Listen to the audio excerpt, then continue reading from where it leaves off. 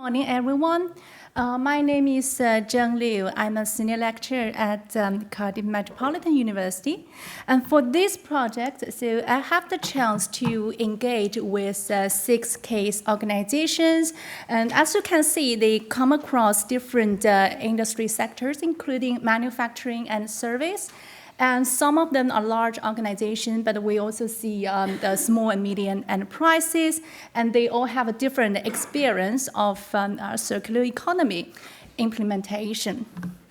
Considering about the time, I will just roughly introduce each of the cases, and I highlight the focus areas of the organizations, and also pick up some of the powerful quotes, which I found very impressive from the interviews. Starting with the first case study, this is Bluestone.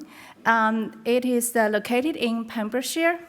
So since 2019, so the company has started the free range future movement, aiming to be a responsible short break resort in the UK.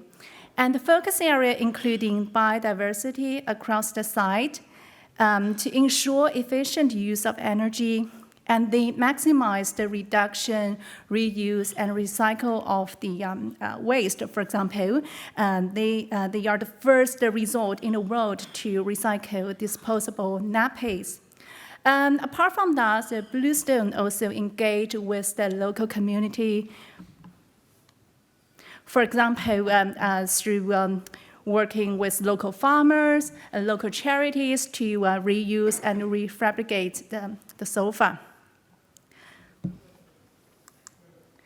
The second case is Celsius Steel UK, located in Cardiff as a large organization. So this manufacturing company, the circular economy transformation does not happen only to individual department, but across the whole organization. So they started with examining the internal material resource flow first, and then exploring the circularity opportunities externally. And one of the main focus is, first of all, recycle at large scale. And second element is to process materials so that they can be produced into new commodity products.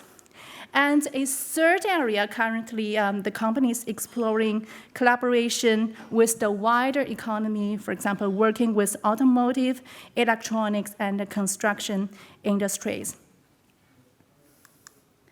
So moving on to the next 2 cases are all from the hair beauty salon sector. So case number 3 is called Green Salon Collective. So this organization was founded in 2020, and at the moment they are working with around 1,000 salons in the UK and Ireland. So by working with those member salons, the organization promotes the recycling program. So basically, to join Green Salon Collectives, the salon members purchase a starter kit and then a return box.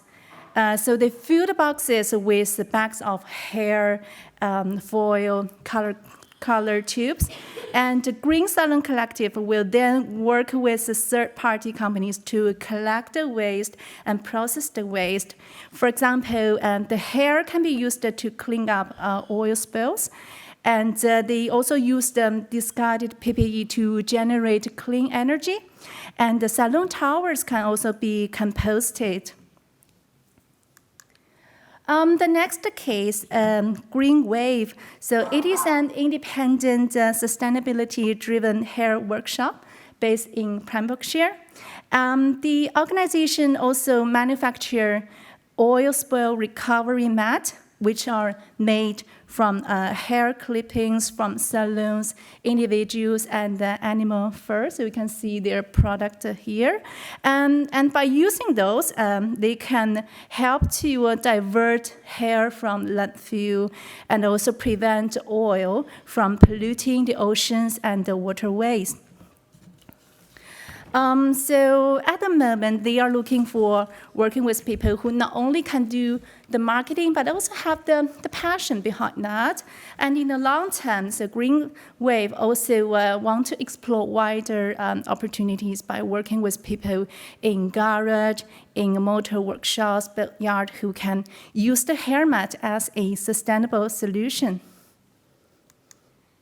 The next case, Kindle, is a restaurant based in Cardiff.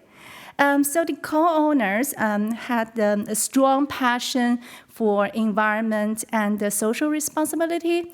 So they incorporated circular economy element into almost every part of the business. The initial focus was about construction. They used a regenerated design framework to resurrect a Walden's cottage into the current restaurant. And then the focus switched to product design, sourcing, and waste management. And now another area is to raise the awareness and also in terms of the recruitment. And finally, case number 6 is TCG Solutions. This company has 8 years of practicing circular economy, and in particular, they provide solutions to the waste management.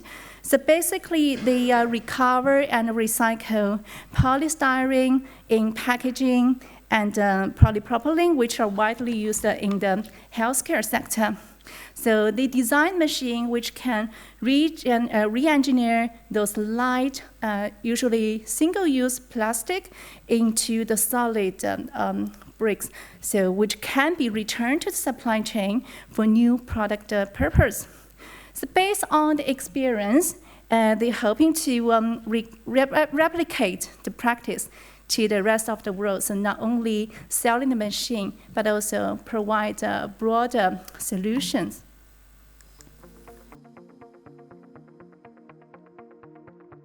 We're trying to make the NHS's waste no longer a waste, so we're trying to make it more of a resource. So we're focusing on the plastics to start with, which are the single-use plastics, trying to make them multi-use. So by having a system in place that can recover these plastics, it means they no longer end up going to landfill or incineration. Well, a hospital would utilise a curtain melt by placing it on their site, so it's at source to where the waste is produced. And you would have the hospital's personnel place curtains into this machine. They would then close the door, push the button, walk away, carry on with their other duties. We rely on gravity to allow the material to flow down into the bottom cavity, where it then hits a microheater and allows that material to become very liquidy, and then it sets and forms a block that is now a resource instead of classed as a waste. That block then becomes solid because we have a cooling system inside the machine, and it allows the material to come away from the outer edges, and that's how the block is removed from the machine as well. By having one of these machines on site, the NHS can actually save up to 75% on their carbon footprint due to the transportation reduction, due to the emissions reduction, even the cost saving alone. There's a huge cost avoidance by diverting waste that would have gone off as clinical or infectious waste to now being able to go off as a resource. So that immediate saving there for the NHS alone is huge. So Styromelt was designed to recycle expanded polystyrene. So you would have this such as fishmongers for their fish boxes. You would have them for packaging for electrical items such as IKEA, Buds Electrical, stuff like that. And this material is so lightweight to transport it, it's not viable.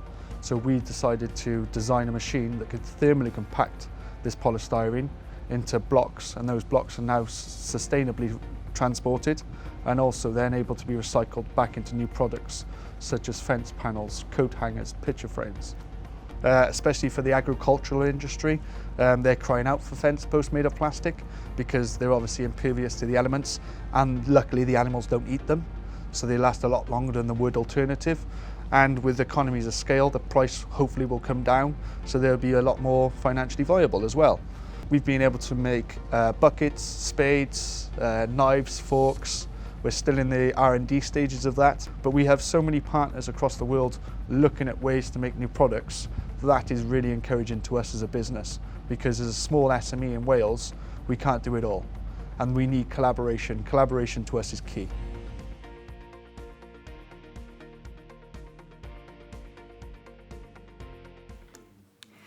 Right. So although the process may vary, there are some themes in common I found from the 6 case studies. They all mention the importance of redesign or rethink of the supply chain, and collaboration is the key, as we just heard from the video clips.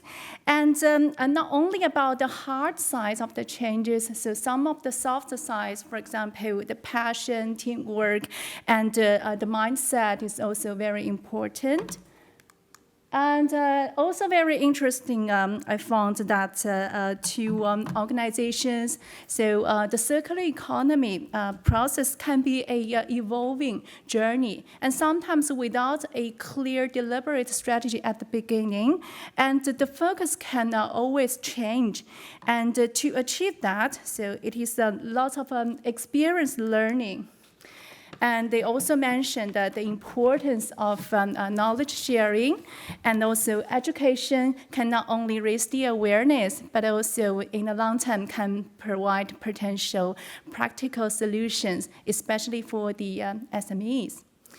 So at the end, I just want to say thanks again to all the case companies and the interviewees who shared these amazing stories of your organization and also your insightful thought with me. Thanks very much.